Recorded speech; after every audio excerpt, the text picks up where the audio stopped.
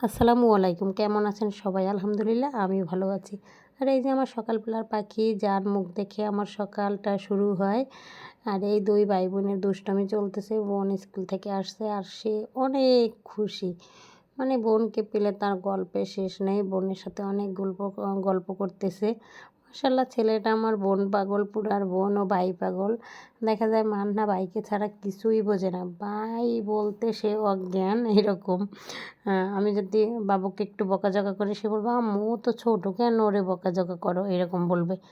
তারপরে আসলে আমার মেয়েটা ছোট অনেক, তারপরে অনেক কিছু বোঝে। সে ভাইয়ের অনেক যত্ন নেয়, অনেক ভালোবাসে ভাইকে, খুব আদরের ভাই তার। এই যে দুই ভাই বোন খুব দুষ্টামি করতেছিল। আর মাঝে মধ্যে ওকে আমি বলি যে, মান্না তোমার যে ম্যাডামের বাচ্চাটা আছে, আমরা ওকে দিয়ে ওকে নিয়ে আসি। বলে, না আম্মা, ও অনেক সুন্দর, ম্যাডামের বাচ্চাটা অনেক সুন্দর মাশাআল্লাহ। ও আমাকে একদিন এসে বলে, মা ম্যাডামের বাচ্চাটা অনেক সুন্দর। আমি বলি, তাইলে পাল্টাই নিয়ে আসি। বলে না।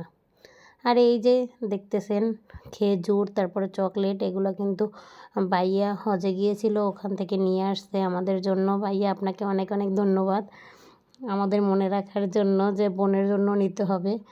ভাইয়ার সাথে আর আপুর সাথে আমার রক্তের সম্পর্ক নাই ঠিকই, কিন্তু আসলে রক্তের চেয়ে কোনো অংশে কম না। অনেকে বলে যে রক্তের সম্পর্ক না থাকলে হয় না, কিন্তু না, আমার সাথে আপুর সাথে একদম রক্তের সম্পর্ক নেই, অনেক দূরের। আমরা এক একজন এক এক জায়গার, কিন্তু অনেক ভালোবাসার একটা মানুষ ভাইয়া আর আপু আমার কাছে। আর ভাইয়া এগুলো আমাদের জন্য নিয়ে আসছিল মনে করে। ধন্যবাদ ভাইয়া।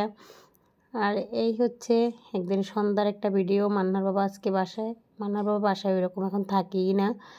আর ওই দিন আমি চিংড়ি মাছের বড়া করছিলাম আর চা দুইজনের জন্য, এটার একটু ভিডিও নিয়েছিলাম। আর মান্নার বাবাকে আমি বলতেছিলাম যে, দেখছো তোমার পছন্দের খাবার বানাইছি আজকে, তুমি বাসায় আছো দেখে। আসলেই সত্যি কথা, অনেক দিন ধরেই চিংড়ি মাছটা রেখে দেওয়া হয়েছিল। মান্নার বাবা বাসায় থাকে না বলে করা হয় না।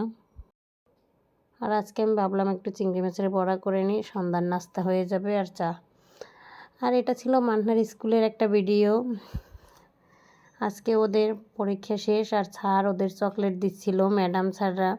আর ওরা তো অনেক খুশি। আসলে বাচ্চারা ওইভাবে বোঝে না।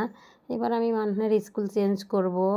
আমার খুবই খারাপ লাগতেছে, কারণ মান্না এখান থেকে স্কুল জীবন তার শুরু, লেখাপড়ার জীবন। আর এই যে এখানে সব বাচ্চারা ছিল। এই ভিডিওটা হোয়াটসঅ্যাপে স্যার দিয়েছিল, আমি ওখান থেকে নিয়েছি। এই যে আমার মেয়েটা, ও তো বোঝে না যে এই স্কুল চেঞ্জ হবে বা অন্য স্কুলে যাব। আর তখন আমরা জানতামও না যে আমার মেয়েটা অন্য স্কুলে এবার চলে যাবে। আর একটা ভিডিওতে আমি বলবো আমার মেয়ে কোথায় ভর্তি হবে আর কোথায় চান্স পেয়েছে। সবাই ভালো থাকবেন, আল্লাহ হাফেজ।